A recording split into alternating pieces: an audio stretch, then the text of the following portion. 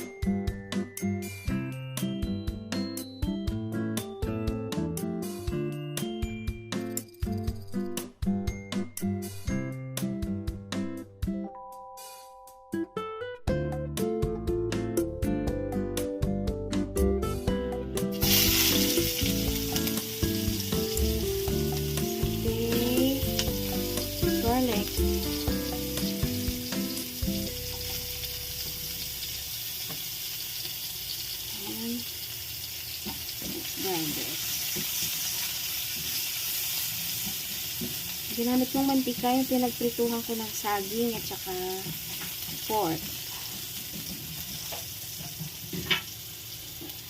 Yan, pag medyo brown na, lagay na natin yung sibuyas. Yan.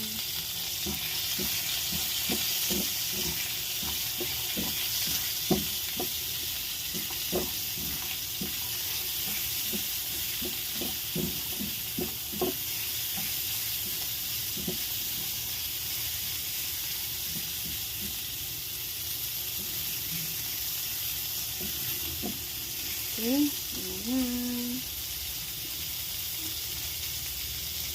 Lagay na natin yung pork, yung kanina.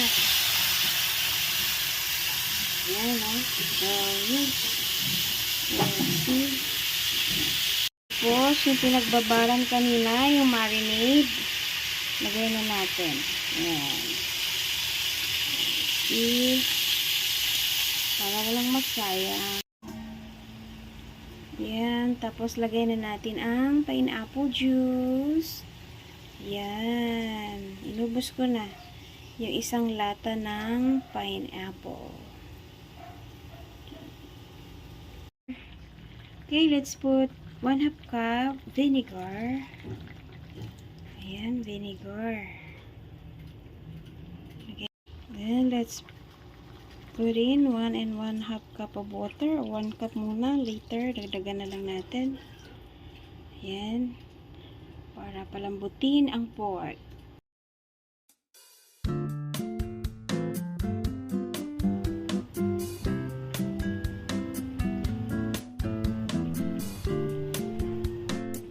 Ayan na po yung ating pinapalambot na liempo.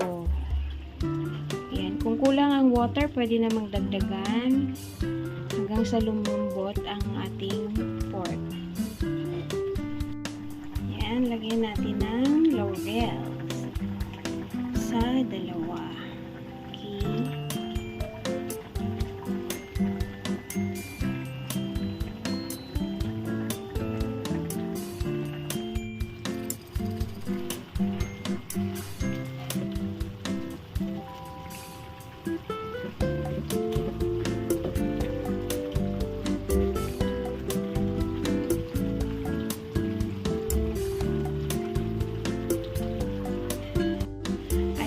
So, malambot na yung pork liampo natin. Lagay na natin yung sugar.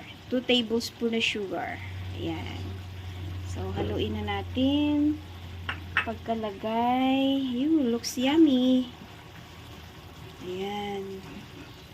So, you see? Wow. Mukhang masarap na siya. This is my first time to cook pork estofado. Sa amin sa Leyte, ito ay para siyang humba. Pero may saging siya eh.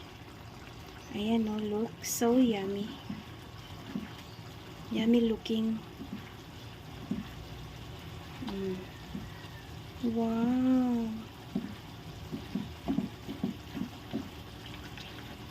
Lagyan natin to ng pampanghang. Wait, I'll get. So, yan na. Ito na yung ating pampaanghang. Ito po ay sili. 3 pirasong sili. Ayan. So, para may konting ano man lang anghang. Ayan. So, lagay na rin natin yung ating saging. Ayan. Dito. All of this saging. Ayan, may natira pa. So, haluin na natin, no? Make sure malagyan ng sauce yung ating saging.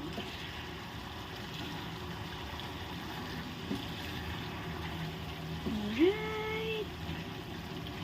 Yan, oh. Looks yummy, oh.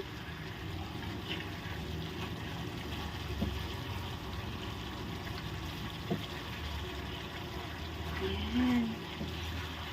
So, ayan, halu-haluin lang hanggang sa mag-coat lahat. Sabaw pa lang, ulam na. Luto na rin naman yung banana. So, hindi na natin kailangan yan ay ano. Alright, so that's it. This is already done. It's ready to serve.